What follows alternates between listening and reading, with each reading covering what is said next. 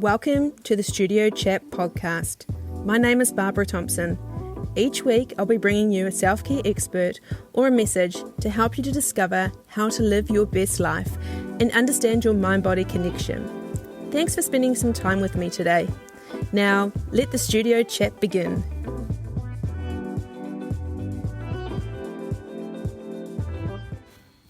Welcome back to the Studio Chat podcast. My name is Barbara Thompson. If you're new here, hi, thank you for joining me today.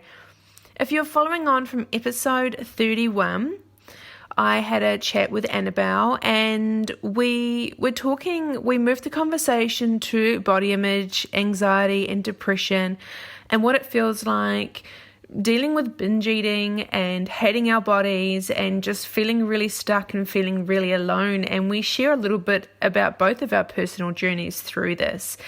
And I felt like it was really important that this body image part of the podcast had to be in its own episode. So that's why this podcast is a continuation from the episode I recorded with Annabel about body image. And there's a few really good, what would I say? I call them golden nuggets, but I think if I heard this 20 years ago, if I had heard girls or women talking about this kind of stuff on a podcast or in our group of friends, and you know, when you're all hanging out, and it doesn't matter what age you are, when you're hanging out with your girlfriends or family members and one of you are talking down about your bodies or something like that, I would really love you to give that space and open that space up and change the direction of the conversation and the tone of the conversation, because you know what? A lot of the times we do this stuff that's in our head, that negative thinking and how we hate our bodies, that's playing all the time. But a lot of the time when we're hanging with people, we're on automatic pilot and we're talking really negative and down to ourselves and we don't even realize it. So this episode is for you. If you'd love to know a bit more about body image and about binge eating and just how you feel about your body. And I think it really would have changed my life 20 years ago if I had heard that I wasn't alone and that there is a way out and that you don't have to have these feelings forever. And I'd love to have your feedback on this episode or any other episode. Please feel free to send me a DM and I'd love to hear from you.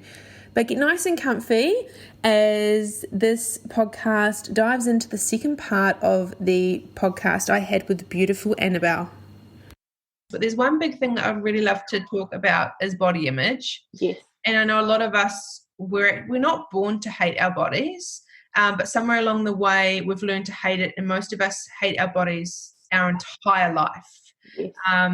And not meaning to, a lot of people can pass this down to their children as well. And so I'd love to know a little bit about what your journey has been with your body and what has been some of your ups and downs.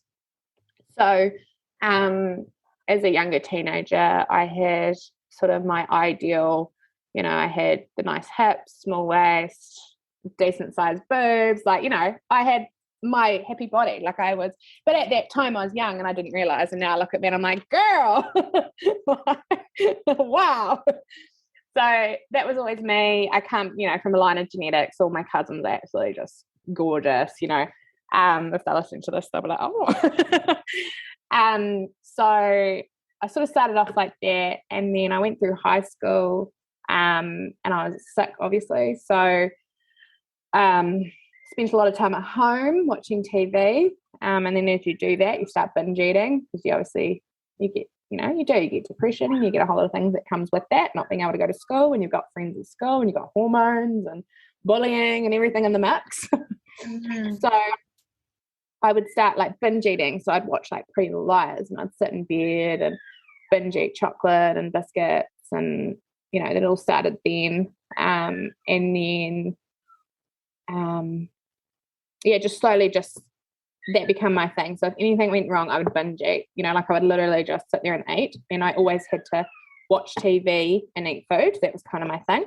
It feels good, doesn't it? It feels, let's just talk about that. A lot of people, and I've binged eat, is that good England, Barbara? over my years, I guess when my parents are separating or whatever, I think the thing for me is I've always had a really healthy appetite. Yeah. And I think when you're a girl and you have a healthy appetite, and when you binge eat, sometimes it's not binge eating, sometimes it's our body actually, what I know now, lacking nutrients. Yes. But also we have a healthy appetite, but we push it down because girls aren't supposed to eat much. We're supposed to eat little. If we eat too much, we're pigs. And I think that's where we binge eat too, for comfort. But we're hungry too. So it's the mixture of, we feel empty, we want to feel love. It gives us the instant feeling of warmth. Yes. Yeah. And it's crazy because there's obviously science behind it too. Like you eat and you get it's almost like a hit. Like you get a hit from endorphins. it. Yep, absolutely. Yep. And all the good feelings in your body, because the food that we're eating is chemically designed in petri dishes to give you that hit. So you buy more, so they make more money, and then the pharmaceutical companies make more money because then we have to go to the doctors to get all sorts of things. So it's that massive kind of conveyor belt. Cool. Yeah. And I think once you understand that too, that by you eating, it's not always your fault. Like there is there's a bodily way behind, because sometimes you can do that and then you feel so stuck. You're like, look at me. Like I'm at the point now where I can't even start a TV show until I've got the food in front of me to eat it. Like, I got to that point, I'd have to start the show and then, now I can enjoy my food, But once you get to the point where you actually understand that after a while, that's become such a habit, that's become such a pattern, and it's your brain and everything else, it's not necessarily just you. Yeah. And can I share something too?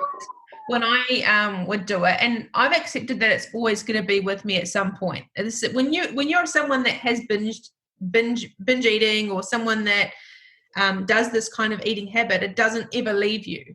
But it's always, once you accept that. But I used to have days where in the morning I would wake up and I'd get so excited for some chocolate biscuit, like something simple as, and that was years of me dieting and deprivation and hating my body, is all day I'd be excited for a $3 packet of chocolate mint slices. Yeah. And that would keep me going through the day. Yeah. And then at night time I'd be like, whoa. And if I didn't have my chocolate biscuits at the end of the day, my life was so depressing. Like it was the one good thing I had in my life at that time. And I look back at that time now and go, you know what? That's what I had to do. Yeah, to get me through that time. Yeah.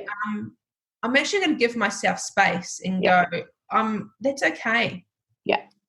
We all have different coping mechanisms, and we need to stop shitting on ourselves. Yeah. If you're listening to this and you are someone that doesn't have healthy relationships with food and stuff, the best advice I could do is I never had anyone to talk to about it because it was never a thing. No woman, when I was your age, would ever be on a podcast ever talking about, I ate a whole packet of chocolate biscuits and it's the only one thing I look forward to the day, because literally when I was your age, all the girls were, oh my God, you're such a like there would be such judgment. No one's fault. Yeah. But society. If you haven't been through it, it's so easy. I'm sure it's the same with any form of addiction. When you look at, if you've like, I've got a really healthy relationship with alcohol. I don't gamble, not interested in drugs and stuff. But I know that some people that I feel the same about alcohol, feel the same about drugs, feel the same. That's it. Yeah. So I'd never judge. Yeah. And I totally accept that. But we all have our thing, and that's why I'm really happy that we're talking about this today, because it is in tune with body image, and it's binge eating is such a time in our lives that is for comfort and safety and enjoyment. Yeah. But we shit on ourselves harder, don't we, once we start that pattern? Yeah. And it's hard to break that, but I think the first step is, if you are stuck in that cycle, it's going, okay, like I have a bit of an issue, I have a bit of a problem, and how am I going to be able to stop this? And, it takes a lot of time and it takes a lot of practice, and you are going to slip up and, have times where you're doing really, really well, and then all of a sudden you slip up. But it's not, you're allowed to slip up. Like, that's life. Like, you cannot keep this perfect thing. Like, there's even times now where I'll go watch my Grey's Anatomy and I'm like, oh no, I can't eat my KFC until I'm watching TV. Like, but it's not a constant thing, where it would be day in, day out, day in, day out. Yeah. So I think it's just important to know that if you are stuck in that cycle, like it's not going to be the rest of your life if you don't want it to be. Yeah, and even talking about it too and having someone else that's been through it, I think is really comforting because you don't feel alone, and then it takes the stigma away. It takes other people do it. And then it's like little kids. You can't have this, can't have this, can't have this. You're going to have it. Yes. I'm going to eat clean today. I'm going to eat clean. Yeah. Well, that's why you're sitting at Macca's at 5 o'clock. Yes. Like, you got to do what you got to do unless you actually have help, talk to people, get support. And we want to normalize this because there's so many people that do this. Even the people you would think would never do this. Healthy athletes. People you think have a healthy relationship with food. You have no idea what people do behind closed doors. No. So what does it look like to you today what does loving your body mean to you today? So it's been a bit of a journey. So obviously I've had my kids. I've fluctuated in weight so much. I've been on and off steroids, and steroids make you puff up. They make you hold water. So it's really rough. Usually you take steroids and then it takes about a year for you to actually lose the water retention in your body. Gosh, yes, I know that with steroids they do puff you up. Yeah. And it's all fluid retention. And then when you finish the cycle, it takes a year typically to actually fully get rid of everything. So that's been such a battle. Like a lot of the times I'll start sort of my healthy journey and then end up on steroids, and it's like, like a kick to the gut, like, oh, here we go again, and it's so hard because when I was really bad at relapsing in that period of time, the photos, you can see my face like puff up like a moon face and then go down again and then puff up like a moon. Like it's so interesting to see those, So it's been a real journey with my weight. And then I had my son, Miles, and I got to the heaviest I'd ever been. And I put a lot of that down to I was breastfeeding. So I was breastfeeding, I'd be late nights, and then I would have this one snack, which would be caramello chocolate. So caramello chocolate, I don't know why. It was a craving during my pregnancy, and all I craved was caramello chocolate. And it had to be the Cadbury's caramello chocolate. It couldn't be what it is. Well, okay, yeah. Of course, being in Dunedin, you're being true. It's made in Dunedin, isn't it? I think it sounds terrible, but like the almost like fake caramello, like the real caramello didn't do it for me. It had to be like the fake. Good, you're allowed to have the fake stuff. So I was breastfeeding, and it was probably like maybe 4 weeks, and every day I'd have a block of caramello chocolate. Every day. And it got to the point, and I stood on the scales and I was like, no, this is it. You are not, no, I do not, like I was feeling sluggish. I was tired. I didn't feel in a routine. And I was like, I'm done with this. Like, like I'm over this. I'm over feeling like this. And it's interesting. Like I really got to a point where I was like, I've always criticized my body. I've always looked at it and gone, you can't wear that, or no, you can't wear that because your arms are too big, or you can't wear that because your tummy looks like it's pregnant, or your thigh, like I've always criticized my body. And at that point, it was like a switch went off. And so probably I've been like 3 or 4 months now, I decided to change the way I eat. I didn't want to diet. I've tried diets in the past. Diets don't work. I didn't want to set myself any goals. I didn't want to say you have a goal weight of this, or you have to get down to this weight, or I wanted to change my eating. That was it. And I just decided, I was always real bad at like having breakfasts, lunches, teas, that kind of thing. So I was like, right, no, you're going to set yourself a goal. You're going to have breakfast every morning. So that was my first goal, was the first thing. So I started having a smoothie every morning. So I started doing that. And then I was like, right, no, now you're going to have a lunch. But I only chose, and I'm still at it, 3 staples that I have. So I have my smoothie, I have my chia pudding, and then I have a cooked like breakfast, like bacon, eggs, tomatoes, mushrooms. And they're my 3 things. And I literally just rotate them. Awesome. That's fine. If you enjoy them, that's what it's about. Yeah. And since starting that, like I've lost my 7 kgs. But until I could lose that weight, I had to become okay with myself. I had to look at my... Can we just say that again? Yeah. Before you lose the weight, you had to be okay with yourself. Yeah. Because if you hate yourself and you look at yourself and you think, you know, you fat slob or whatever you think, that's going to be what you take through with you. Yeah. You have to be okay with yourself to lose the weight, because you need to love yourself. You need to nourish yourself. You need to appreciate your body. Because how are you going to feed a body that you hate? You know?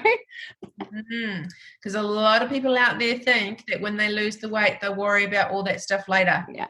They don't care how they're going to get from A to B. I'll lose it all, then I'll start going to the gym. Then I'll starve myself, then I'll look after myself. No. You need to be okay with yourself, and you want to do it for how you feel. You know, you don't want to do it for how you look.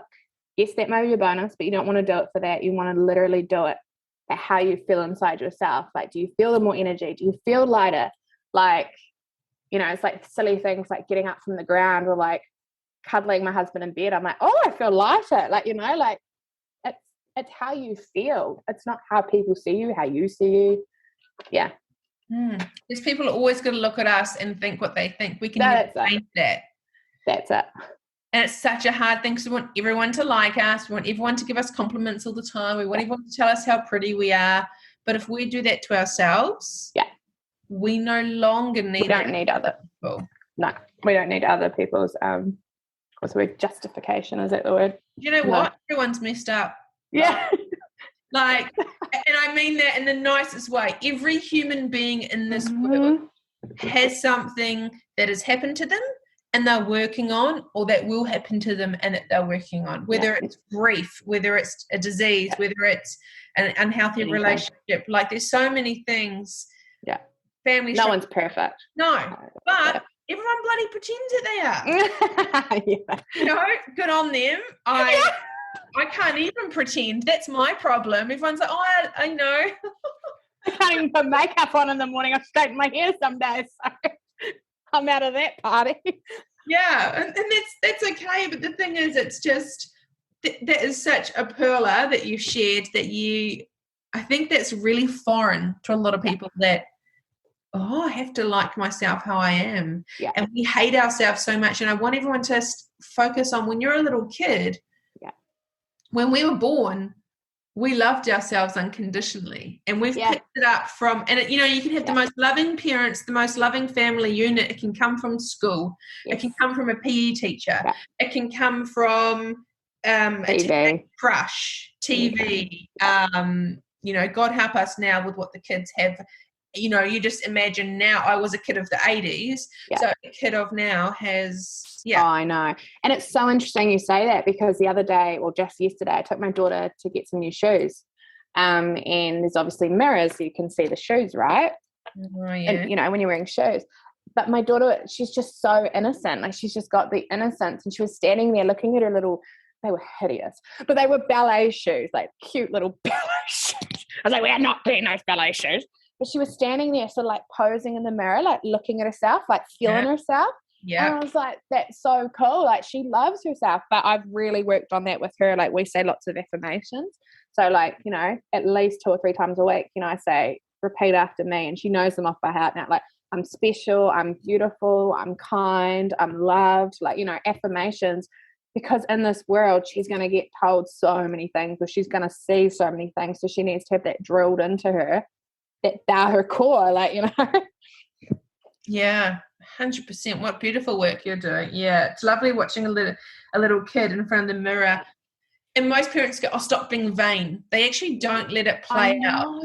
Like, thank you for letting it play out, because little kids are their own people. They already know who they are. They already know what they want to do. And by someone standing in front of the mirror and doing the head on the side and looking, they're playful. They're having fun. Yes, they may have seen it a little bit on TV, but they're feeling cute and they're looking. Most parents won't allow their child to play that out, and because it makes them feel insecure. And don't be silly, or you're vain, or don't look at yourself in the mirror. Like, you're up yourself. And then there you go. This little kid already is starting to have these different. But I think it's because she's been watching me, because I stand in the mirror and I take my photos. And I started including her in those too. So, you know, it's really important that you mirror what you want your kids to do too. I think that's totally important too. Yeah, because now, even with that knowledge, it's still going to be tough at school and high school. Yeah. There's so, like we all know, we've been there. It's tough regardless because you're finding out who you are, but then also you've got this thing called hormones running around your body And the max of it. that are just huge that no one talks about, you know. And then you really like a guy and you obsess over him, or a girl, and you just can't understand why. But then you hate them the next day. Then you like them the next day, then you hate them. It's yeah. So I just would love to. Yeah. So what is it like loving your body today? It's just not dieting. It's just You've got to be okay with yourself before you can make any changes. Yeah. So you have to spend that time and do the crappy work. Like, I know it sucks, but you have to stand at yourself, look at your stretch marks, look at your hips, literally stand at yourself in the mirror and go, those stretch marks gave you 2 babies. Those hips let you carry those 2 babies. And if you're not a parent, it's like, well, those stretch marks got you through that period where you wanted to, you know, go and disappear, or, you know, like that's what that's for. And that's gotten you through that. That's what's done it. You know, you have to look at these things that you've always hated on and turn them into a positive. I know it's hard, but it works. Yeah, very much. And a lot of these feelings about our body and how we look can bring anxiety and depression as well, right? A lot of it can really, either we don't like our bodies and then that makes us feel anxious and depressed, or we feel anxious and depressed, so we decide to have unhelpful habits that make us not like our body. So it's kind of, did I say that the right way? So it's kind of, we don't like our body, so it makes us feel anxious and depressed, or we feel anxiety and depressed, so we don't look after ourselves, then we don't like our body. So it's kind of right. And with that, with that, and I know because I've done it myself, and everyone's like, oh, how did you get to where you are today? And I had 3.5-4 years of intensive work with a psychologist, and I did the homework, and I would read the books, do the exercises, sit with myself, because everyone's like, oh, you're so lucky, and you got to put in the work. But it's hard anyway. I always say that to all my clients. It's hard anyway. Either way, are you going to look at yourself and feel hard, or are you going to put in the work and then feel, you know? So I know that you have experienced, you're quite open about it too, that you have experienced anxiety and depression from high school and stuff. So what did that look like for you, and how do you manage that today? So it all started, I was bullied in high school, so it sort of started there. I think anything, if someone says a comment to you, just anything, like, you know, oh, you're looking, and it's funny, like even before, like I've heard like my brother say, someone once said something to my brother, and I think, you know, anything that's said to you, but they said, oh, Annabelle's gained a little bit of weight or something. And anyways, I was talking to my brother one day, and you know, my brother we were just talking, and he told me that.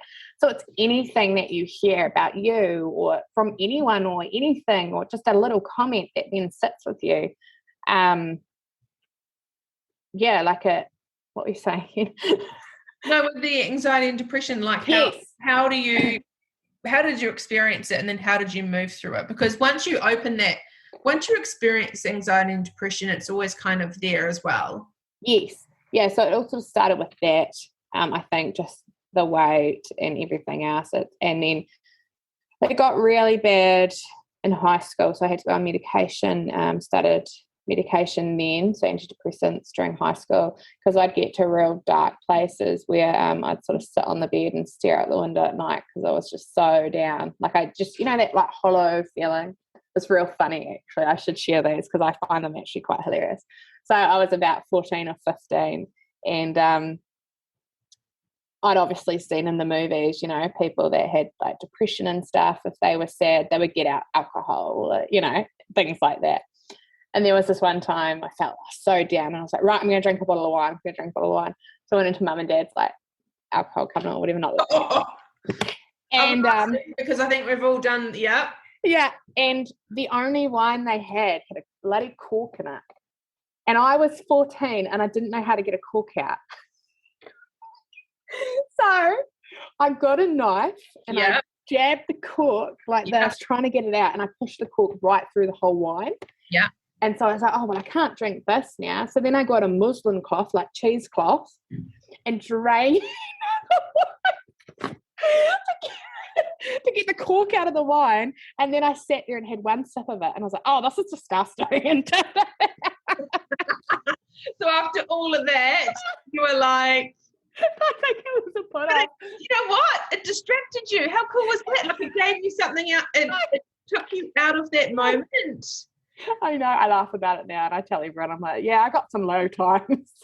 Oh, thank you for sharing that with us, because part of it when we're feeling anxious and depressed is we have these different things. We have these different zones: red zone, blue zone, green zone. If you've ever done any work on it. And the red zone is you just want to feel safe in your home, sometimes just in your bed. You can't leave your bed all day, or it's on the couch, or it's just in your home. And a lot of people try and push, oh, I'm being lazy, or I need to get out, or I need to do this. But just sometimes just sitting in with yourself and just allowing yourself that time. To feel. Yeah, and also to feel. And if it lasts 2 or 3 days, it's like, okay, it's human nature. But if it's a feeling that lasts 3 weeks to 6 weeks and doesn't go, that's when I suggest, speaking to someone or seeing a health professional about it, because it's a hard thing. It's really hard to navigate. You can't do it yourself. No, you need people around you. Yeah. Yeah. But so I went through some hard times then.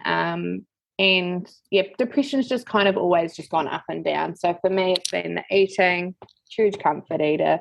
That's how I would suppress a lot of my feelings. So that was a huge thing. I would do just some weird crap, like if I was feeling really down and sad, like I would go and, it sounds so creepy, but I would go and sit out. So my pop and nana died within 2 years. I had 2 grandparents, and then they both died within 2 years. And I was really close with my nana. Like she was like my second mum. Like she helped me through a lot of my depression and like high school and everything. So I would like go outside of her house. They had sold the house, and I would sit outside of this, like on the street in the car, just sit outside of the house and just bawl my eyes. And then like my pop was buried in the graveyard, and I just like sit on the street, not like out. I wouldn't at night like go into the graveyard, but I'd like sit out on the street and just cry, because that was the way I felt close. Like that was my coping mechanism. So yeah, I did a lot of, and that's why, people do some real wacky stuff. It's because a lot of the time it's a coping mechanism to deal with how you're feeling, because you actually don't know what to do with how you're feeling. So I've gone through a lot of, learning and trying to figure out the best way to cope with, what I'm doing.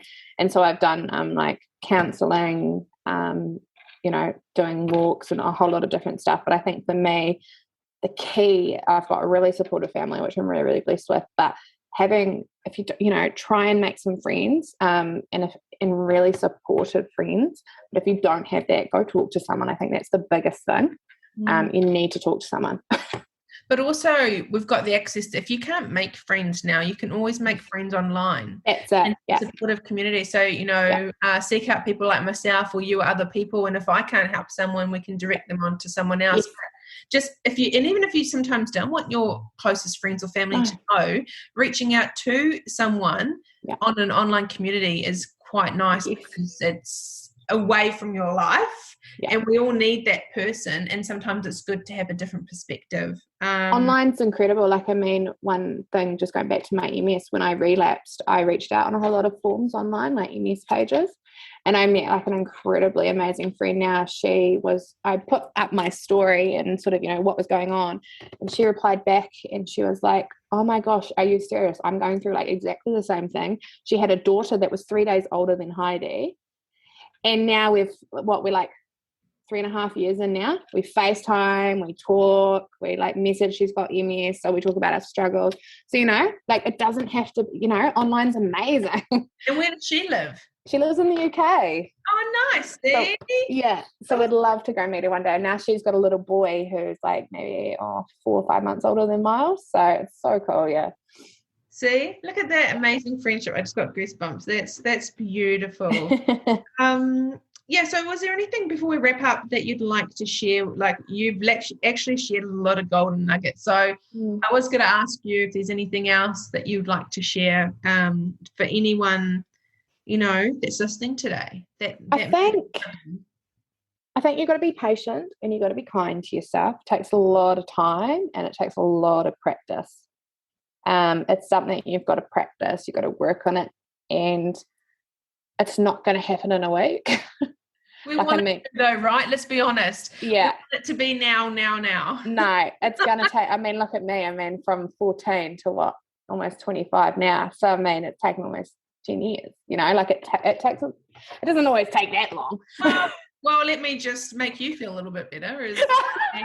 I'm 42 in a couple of weeks, and I kind of started to get it about 2.5. So I started to get it when I would turn 40. Yeah. So, hey, you get it when you get it.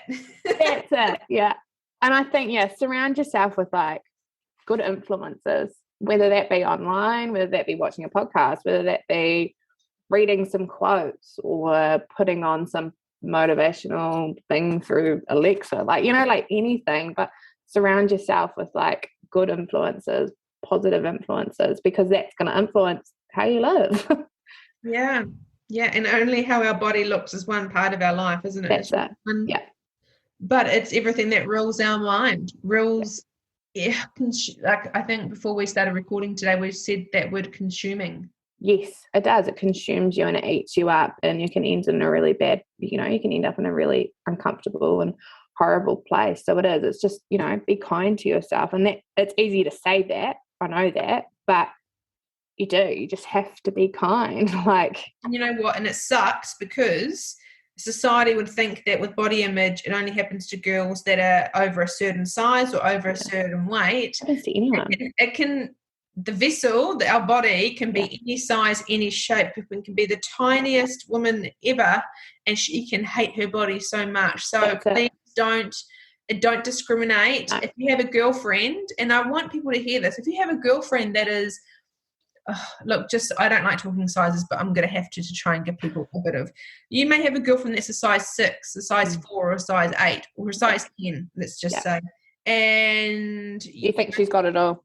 And she's coming to you, I really hate my body and I hate this. And you say to her, oh, shut up, I wish I would be like you. I'd love you guys to redirect the conversations you have with your sisters, your girlfriends, your aunties, your mothers, your cousins, whatever. Yeah. And when someone is saying something about that, I want you to snap it, like actually stop it in its tracks and say, hey, are you actually okay? Because sometimes women do it for attention. They need love and they want people to tell them that they're beautiful. Yeah. Sometimes your friend, you may just need to do the good friend thing and go, hey, you're not really beautiful today. And you have no idea what effect that may have on your friend. Yeah. Or if your friend is actually having a concerning moment where they're opening up and being vulnerable and actually hating their body, I want you to allow space for that and to not put your stuff on it just because you may be a lot bigger than them, size-wise or whatever, doesn't matter. But I want you to open that space and allow them to share with you how they're feeling, because imagine if I went to a friend